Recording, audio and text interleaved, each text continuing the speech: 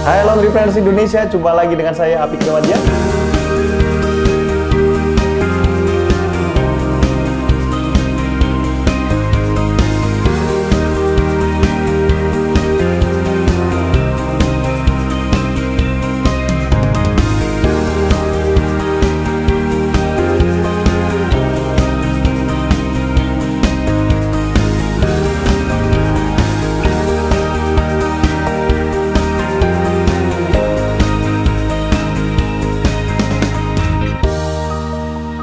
Kita lagi ada di Bong Laundry yang baru buka 1 atau 2 bulan yang lalu. Ini adalah salah satu klien kami di Apik Management dan kebetulan kita lagi mampir di sini di daerah Taman Palem, Jakarta Barat ya. Jakarta Barat ya? Betul, Jakarta Barat. Karena pas opening, mohon maaf tidak bisa datang.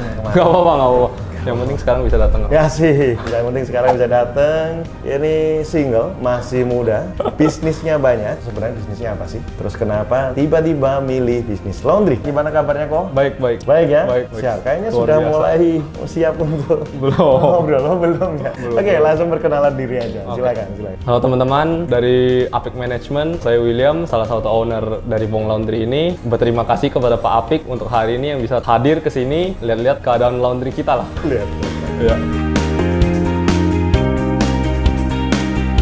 Saya ini backgroundnya itu bisa dibilang pebisnis, karena semi pebisnis lah. Karena saya kan melanjutkan family business punya papa saya. Nah, jadi kita ada di bidang satu, kita ada import distributor terbesar kayak barang-barang hiasan musiman gitu. Ini contohnya kayak 17 Agustus, ada nanti ada Lebaran, ada Imlek, Natal, kita semua ada. Jadi kalau misalnya ada yang mau bisa di sini. Asik. Langsung promo, keren. Terus kita ada satu lagi, bisnis kembang api. Nah, bisa dibilang kita adalah salah satu distributor terbesar lah di Indonesia. Nah, jadi kalau misalnya ada yang mau jadi agen atau apa gitu, bisa juga lah. Oh boleh. Mulai dari saya dulu kayaknya. Iya, boleh.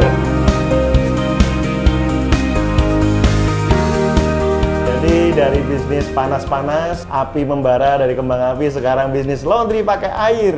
Nah ini biasa, seperti biasa kita akan bertanya kok, tiba-tiba kok langsung bikin laundry. Dari mana nih idenya? Jadi kan ceritanya nih, saya orangnya bisa dibilang nggak bisa diem. Kalau misalnya kita jual barang apa, distribusi barang musiman atau semacam kembang api itu kan nggak setiap hari orang datang. Iya. Maksudnya jadi ramainya di hari-hari tertentu saja. Oke. Kayak misalnya kalau Natal ya ramainya di Natal. Kalau misalnya 17 Agustus, contohnya kalau kembang api pun itu kan nggak selalu ramai. Kalau kembang api kita tunggu ada job baru kita datang.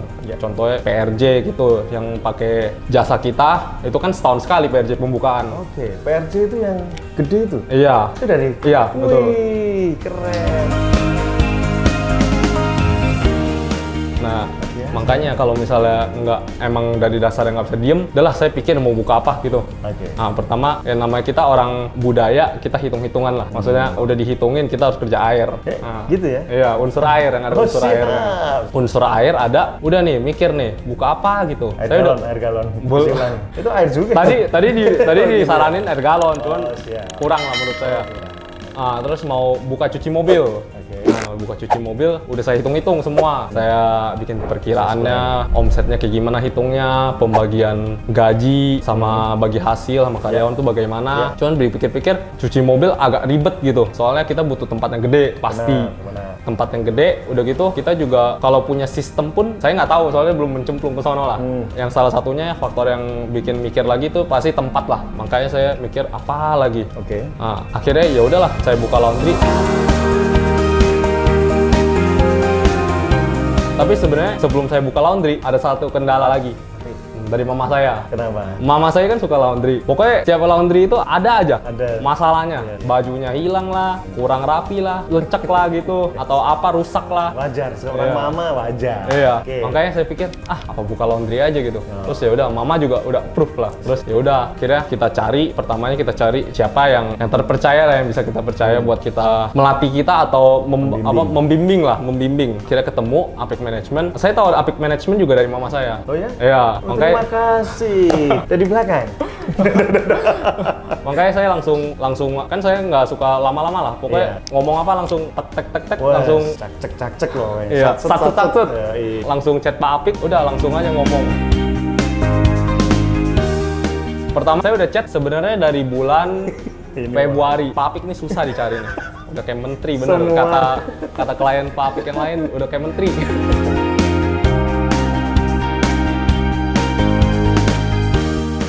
Sat, saya langsung datang, Pak ini saya mau buka kayak gini. Ini gimana hitungannya? Akhirnya Pak Apik ada waktu atau enggak, saya langsung ke kantor. Diskusi lah, mau omsetnya berapa, mau sehari itu bisa masuk berapa. Pokoknya semua udah dihitungin. Setelah dihitung, udah nih, saya pulang, saya mikir. Beberapa hari kemudian, saya langsung bilang ke Pak Apik, Pak saya mau mesin yang segini. Oke, langsung deal harga. Besok saya datang, langsung bayar ke Pak Apik. Nah, kerennya lagi ini bawa cash. Kita langsung ngitung gitu di sana. Ini luar biasa ini klien kita yang satu ini nih. Terus udah gitu, akhirnya sat, udah bayar nih. Habis bayar, kan pertama kan saya mau buka di daerah Pademangan. Oke. Pak Apik juga tahu lah ceritanya. Saya udah buka, udah deal harga, orangnya malah cancel. Saya udah punya mesin, tapi belum ada tempat, Pak. Iya, benar. Terus saya udah puter-puter gitu ke daerah Jelambar juga, akhirnya nggak ada juga kan. Udahlah. Ada di tempat di pinggir jalan raya. Iya, betul. Terus saya tolak juga ya. Iya. Kurang menarik. Akhirnya sempet putus asa sih. Nggak putus asa, maksudnya males lah. Ternyata dari lokasi nggak gampang ya? Iya, nggak gampang, nggak segampang itu. Saya mau buka bisnis saya harus bolak-balik dulu setahun, Pak, buat ini. Kalau kita cari pasarnya di mana, terus kayak research lah. Ya, terus akhirnya udahlah, udah mulai males. Akhirnya malam-malam jam 10-an ya kira-kira habis makan, saya pikir di sini ramai kan. Akhirnya saya berhenti pas di depan sini. Tempat ini? Iya, di depan. Pertama ini ruko jelek banget, Pak. Warnanya ungu. Iya, jelek banget. Bener-bener jelek. Udah nggak yakin lah sama tempat ini. Udah, saya ke daerah sono, saya tanya, belum ada yang cocok. Akhirnya saya iseng nanya di tempat ini, Bu, ini mau dibuka harga berapa? Udah kan, habis dia bilang segini. Udahlah, saya langsung bilang, udah deal aja. Saya langsung datang sorenya. Siang deal, sore saya langsung datang. Saya langsung bener-bener deal, DP, udah saya langsung lunasin lah. Masih. Langsung buka? Iya. Oh siap. Langsung buka.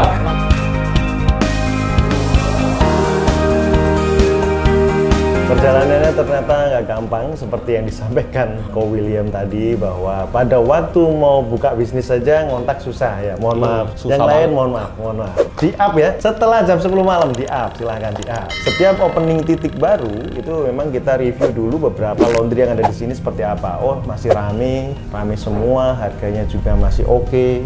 Jadi harusnya proper lah, dan memang ini menjanjikan kalau ada di sini. Berarti dari segi market masih lumayan gede. Tinggal seberapa kuat kita melayani di sini dan sebagainya. Dan akhirnya terlahirlah yang namanya Bong Laundry. Oke, Bong Laundry dengan 8 set mesin. Nah, ini pertimbangannya apa ini, Ko? Salah satunya kan kita kenapa 8 stack mesin. Yes. Sebenarnya kita mau kejar omset juga lah awalnya. Terus kita nggak mau kalah dong sama orang lain. Orang lain cuman masa cuman 5, 4, 5 lah. Kita kalau misalnya 5 juga kan orang lihatnya kurang lah. Jadi kita harus bikin yang lebih lah. Yang beda. Yang beda dari orang lain. Siap. Dan harus ada dananya. Betul Sekali.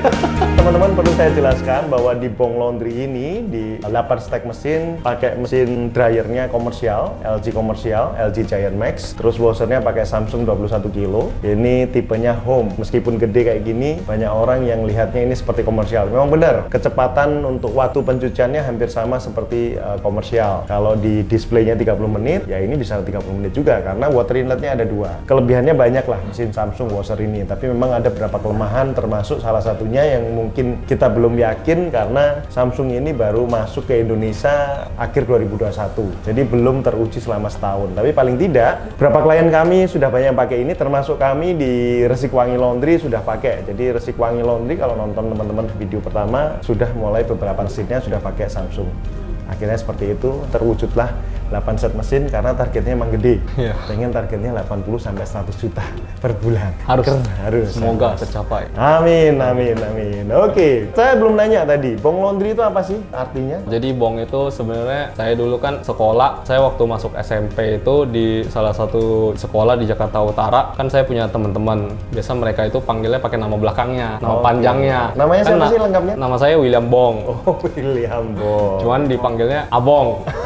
Jadi Abong. Iya, sampai akhirnya kan saya suka main olahraga juga. Jadi semua nama saya itu Abong. Udah, akhirnya ya udahlah saya bikin bisnis. Dari bisnis kembang api saya, jasanya itu yang buat opening atau closing ceremony gitu, itu saya pakai namanya Bong Fireworks Project, bisa dicari nanti di Instagram.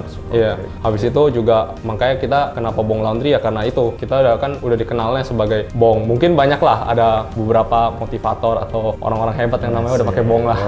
Bong Chandra gitu. Iya, betul. Oke, Ya, sip. makanya akhirnya ya udah kenapa Bong Laundry ya karena itu.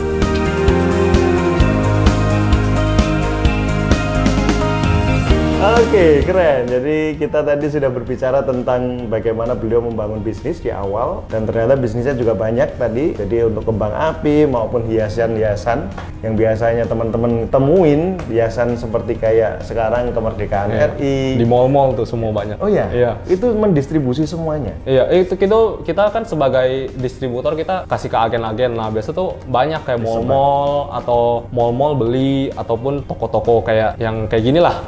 Mereka beli kan buat hias. Yes. Nah, itu dari kita. Keren, menarik. Teman-teman jangan lupa ya, lihat di sini, langsung kontak ke beliau. Sekarang kan Bong Laundry sudah jalan berapa bulan ini kok? Hampir 2 lah. Hampir 2 bulan. Nah, gimana? Ada suka dukanya seperti apa? Pasti ada lah. Pasti ada. Boleh diceritakan lah. Sukanya itu sebenarnya semua pekerjaan nggak gampang ya Pak. Yes. Harus sabar lah. Sabar lah. Kalau nggak boncos.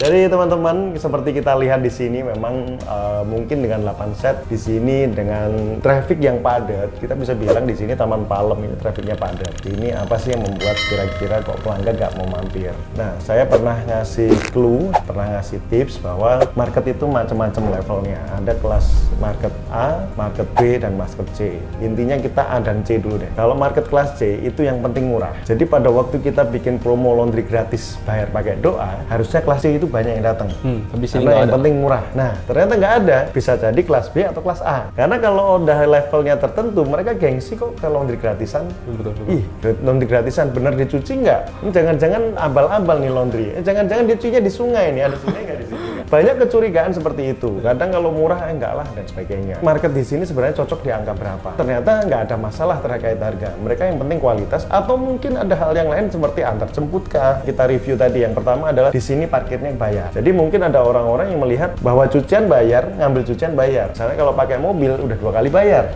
Kayaknya nggak masuk ini kalau setiap hari ke sana misalnya. Ya berarti kasih solusi. Apa? Ya antar jemput lah jadi solusinya. Atau dia naik motor datang ke sini. Tapi kalau marketnya di sini saya lihat tadi bawa mobil semua, jadi memang marketnya berarti menengah ke atas. Jadi memang harus kita antar jemput di sana. Boleh coba dipikirkan antar jemputnya konsepnya seperti apa? Apakah gratis dengan radius berapa dan sebagainya? Mungkin akan menjadi pembeda dari laundry yang lain di sini. Ya. Terus yang berikutnya adalah lepas sepatu tadi. Lihat sendal-sendal banyak di sini, kita nggak pakai sepatu. Akhirnya pelanggan yang pakai sepatu dilepas. Itu ngerepotin kadang. Apalagi bawa cucian dan nggak segera dibantu misalnya. Sebagai service excellent, jasa untuk memberikan pelayanan yang terbaik, yang excellent, ya memang turun dari mobil pun kalau perlu kita bantu. Terus yang berikutnya adalah tadi saya review di atas itu bannernya. Biasanya kalau saya lihat, dulu Ciko dan teman-teman dari konten itu saya suruh ngeliatin. Coba dari sekian ruko yang menurutmu paling nyaman, enak dilihat yang nomor berapa. Kalau kamu naik motor, naik mobil, kamu akan nengok yang tampilannya seperti apa bannernya. Kalau menurut saya, biasanya banner yang enak dilihat itu adalah yang cerah backgroundnya. Entah putih, entah kuning, tulisannya kontras. Entah hitam, tulisannya yang digedein apa. Karena seperti yang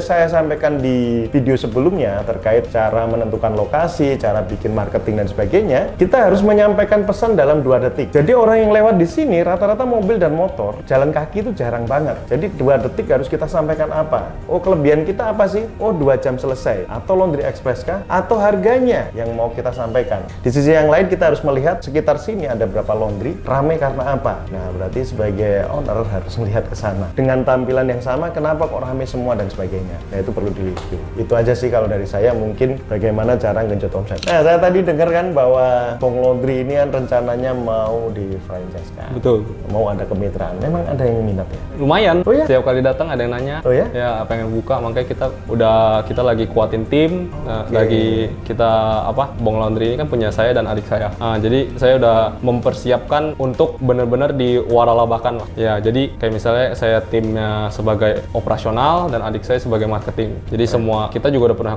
punya konsep untuk calon franchisee kita. Sudah ada franchisee. Iya, calon franchisee. Oke. Ya. Jadi nanti kita udah tinggal bilang aja mau kayak gimana, kita kasih susunan konsep kita, tinggal bilang aja mau kayak gimana, nanti semua kita udah siapin dari SOP, pekerjaan, pokoknya udahlah kita siapin. Ya. Ngomong-ngomong, sudah tahu aturannya franchisor? Sudah. Sudah. Sudah. Harus berapa minimal cabang?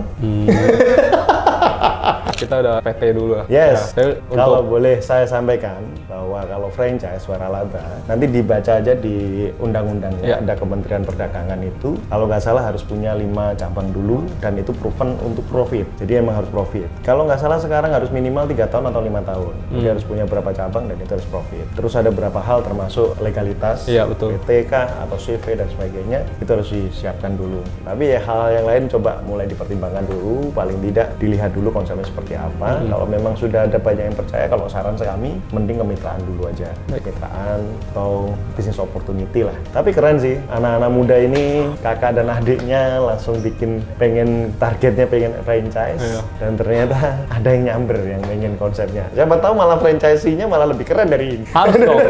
Kan tujuan utamanya yang penting franchisee seneng. Oh, seneng. Franchisor? Seneng juga. Oh, lebih seneng harusnya gitu Iya. ya. Oke, terima kasih sharingnya. Sama-sama, Pak. Kobong ya. Kobong nih terbakar. William. Oh, William. Kok Abong? Namanya Abong dan. Terima kasih sharingnya. Ada yang mau disampaikan sebelum kita tutup? Mungkin orang lihat kita bisnis gampang lah. Cuman sebenarnya enggak.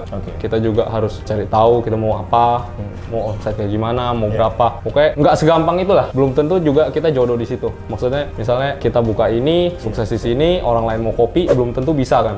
Makanya ada orang ngomongnya feng shui-nya lah. Ya, habis itu yang penting kita selalu cari tahu apa yang kita mau. Ya. Keren. Semangat ya.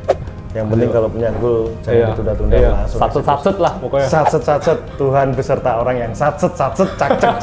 Oke, terima kasih teman-teman yang sudah nonton dari awal hingga akhir. Saya Abdul Pribadi yang berdiri. Saya William. Sampai jumpa lagi. Bye bye. Thank you.